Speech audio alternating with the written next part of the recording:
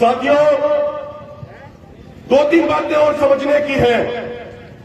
आज इस आंदोलन ने हमारे पूरे किसान समाज को, हमारे 36 बिरादरी के भाईचारे को जाति और धर्म से ऊपर उठा के किसान और मजदूर के तौर पे एकजुट करने का काम किया है। मेरे भाइयों, आज हमारे अंदर कोई भी एक दूसरे को हिंदू और मुसलमान के तौर पे नहीं देखता, बल्कि सबसे पहले हम अपने आप को भारत के मजदूर और किसान के तौर पे देखते हैं। यह इस आंदोलन की सबसे बड़ी जीत है। साथियों, मैं एक छोटी सी बात आपसे पूछना चाहता हूं। हमारे बीच में आदरणीय गुरनाम सिंह चडूनी भी आए हैं। एक बार जोरदार तालियों से उनका स्वागत किया जाए। साथियों, मैं आपसे एक बात पूछना चाहता हूं। यहां तमाम धर्मों के, तमाम जातियों के लोग बैठे हैं। बीजेपी सरकार कहती है कि वो हिंदुओं के लिए काम करती है। यहां पे मेरे हिंदू भाई भी बैठे होंगे। मेरे भाइयों, एक बात बताइए, जब पूरे देश के किसानों को फसलों का एमएसपी नहीं मिल रहा, तो इस तथाकथित और झूठी सरकार ने क्या हिंदुओं को अलग से एमएसपी दिया है क्या फसलों का? एक बार आप हाथ ऊपर करके बताइए, इस तथाकथित हिंदुओं की सरकार ने क्या हिंदुओं को अलग से एमएसपी दिया है क्या? इस तथाकथित हिंदुओं की सरकार ने क्या हिंदू नौजवानों को अलग से रोजगार दिए हैं क्या? हाथ ऊपर करके बताइए।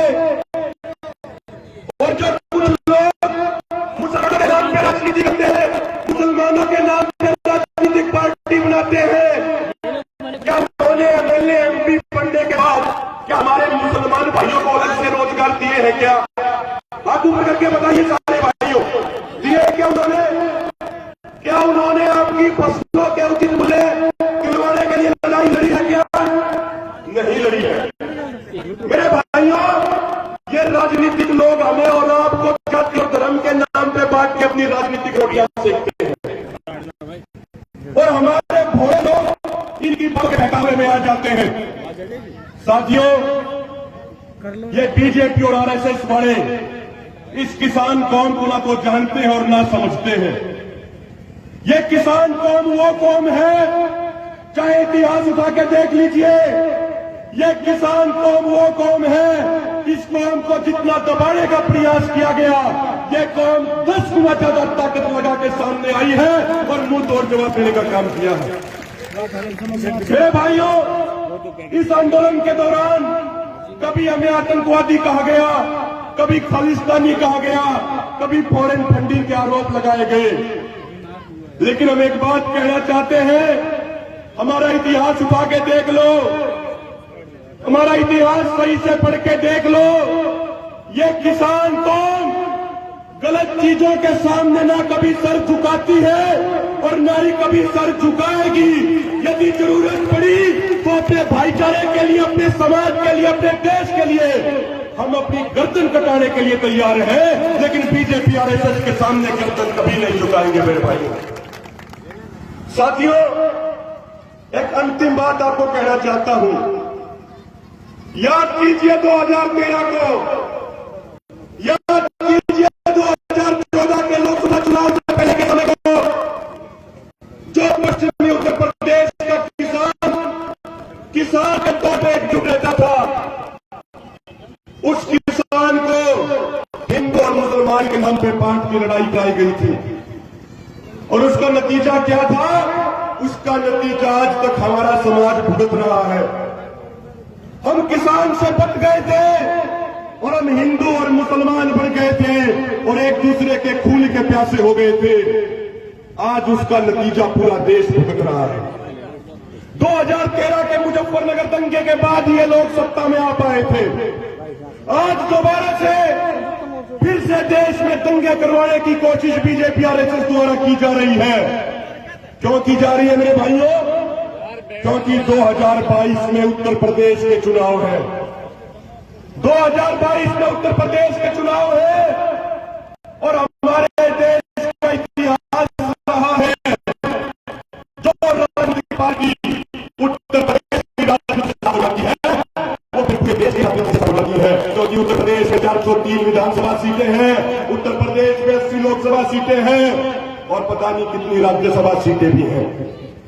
साथियों, आज हकीकत यह है, बीजेपी और आरएसएस वाले भी ये बात समझ गए हैं कि यदि आज उत्तर प्रदेश में चुनाव हो गए तो पिछली बार 300 से अधिक सीटें लाने वाली भारतीय जनता पार्टी की सरकार अब की बार उत्तर प्रदेश में 10 सीटों का आंकड़ा नहीं छू पाएगी। ये बीजेपी वालों की हालत है। और ये किसके कारण हुआ? ये कोई हिंदू या मुसलमान के कारण नहीं हुआ, ये कोई जाट ब्राह्मण गुज्जर राजपूत के कारण नहीं हुआ। ये जब हम सब मिलकर देश के किसान भर गए, उस किसानों ने इस बीजेपी का ये हाल किया। और साथियों, आपको सूचना मिलती रहती होगी, आपका अपना संयुक्त किसान मोर्चा, मैं ये आपका अपना इसलिए बोल रहा हूं, हम और आप जो ये तमाम नेतागण बैठे हैं जिन्हें आप नेता कहते हैं, हम आपके किसान समाज के मात्र नुमाइंदे हैं। ये संयुक्त किसान मोर्चा आपसे बनके बनता है। ये संयुक्त किसान मोर्चा कोई 40 मेंबरी कमेटी 80 मेंबरी कमेटी नहीं बनाती। ये संयुक्त किसान मोर्चा भारत के 80 करोड़ किसान परिवार को मिला के बनता है। मेरे भाइयों, साथियों, आपका अपना संयुक्त किसान मोर्चा बहुत जल्दी मिशन यूपी और मिशन उत्तराखंड का ऐलान करने वाला है।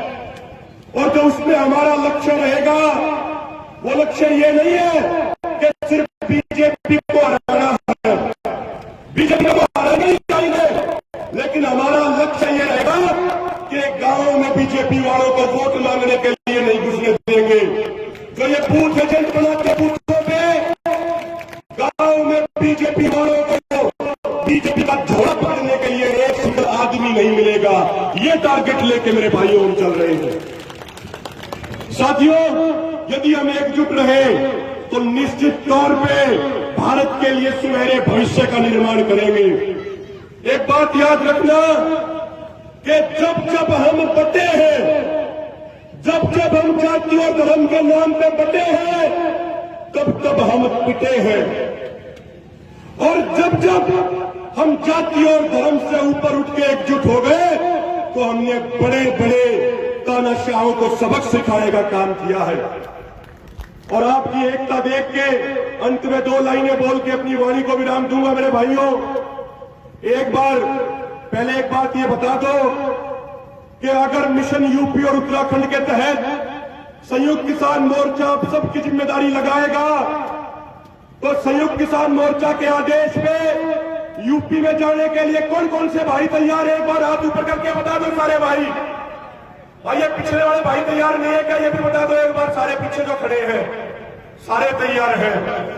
साथियों, आपकी एकजुटता, आपकी शांति, आपका जज्बा देख के कुछ लाइनें याद आती हैं कि आहटें फिर से आने लगी है, आहटें फिर से आने लगी है, कोशिशें सुगबुगाने लगी है, कोई आवाज देने लगा है, चुप्पियां भी गुनगुनाने लगी है। कोई हलचल है समंदर के तल में, कोई हलचल है समंदर के तल में, ये बड़ी बड़ी कश्तियां भी डगमगाने लगी है। देखना एक आंधी उठेगी, चींटियां घर बनाने लगी है। और ये आंधी जो होगी, ये आंधी भारत के किसान मजदूर समाज की होगी। और इस आंधी में जो एक किसानों की आंधी चल रही है, इसमें मोदी सरकार तो क्या चीज है, इसमें बड़े बड़े तानाशाहों के तंबू खड़ गए थे और आगे भी उखाड़ देंगे। बस आप इसी तरीके से एकजुटता बना के रखिए। अंत में कुछ नारे लगा दीजिए, दोनों हाथ ऊपर करके नारे लगाएंगे। जिसकी नसों में किसान का खून है, जिसकी नसों में जमींदार का खून है, जो जमींदार के खेत की रोटी खाता है, सिर्फ वो नारे लगाएगा भाई। और जिसकी रगों में जमींदार का खून नहीं है भाई, उसकी सारी बात पहले ही माफ कर दी है। तो एक बार दोनों हाथ ऊपर करके नारे लगाएंगे जोरदार तरीके से, ताकि दिल्ली में बैठे तानाशाहों के कानों के पर्दे फट जाने चाहिए। किसान एकता जिंदाबाद, मोदी सरकार मुर्दाबाद, खट्टर सरकार मुर्दाबाद, हमारा भाईचारा जिंदाबाद, छत्तीस बिरादरी का भाईचारा जिंदाबाद। मैं एक बात कहूंगा, हिंदू मुस्लिम सिख ईसाई, आपने कहना है लड़के लेंगे पाई पाई। हिंदू मुस्लिम सिख ईसाई बहुत बहुत धन्यवाद। और जो पूरी जो ये आयोजक कमेटी है, इस आयोजक कमेटी का बहुत बहुत धन्यवाद करता हूं। आप सबका बहुत बहुत धन्यवाद करता हूं, जो इतनी गर्मी होने के बावजूद इतनी बड़ी संख्या में आपने यहाँ रह के हमें सुना है। यदि कोई गुस्ताखी हो गई हो, कोई गलत शब्द निकल गया हो, तो अपना छोटा भाई, अपना बेटा मान के माफ कर देना। आप सबको हाथ जोड़ के राम राम, सलाम, जय जवान जय किसान।